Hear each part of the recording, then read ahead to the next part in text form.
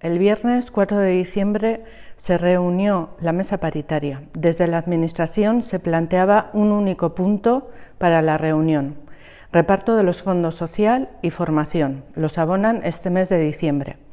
Desde el LAF volvimos a plantear diferentes puntos. De momento hay 402 personas en las listas y se publican hoy, 11 de diciembre. Es urgente la necesidad de aprobar un protocolo por las necesidades que hay en este colectivo, que conlleva a enfermedades producidas por las condiciones laborales. Llevamos 2 años reivindicando esta posibilidad. Desde el LAF solicitamos en la última reunión aflorar todas las plazas estructurales nuevas en la RPT. En el LAF hemos vuelto a denunciar que no son suficientes.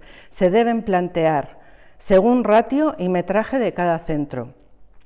Todos los centros deben contar con su refuerzo. Atentas que en vuestros centros así se cumplan. Denunciamos los problemas que existen para darse de alta online para las liberaciones a partir de febrero.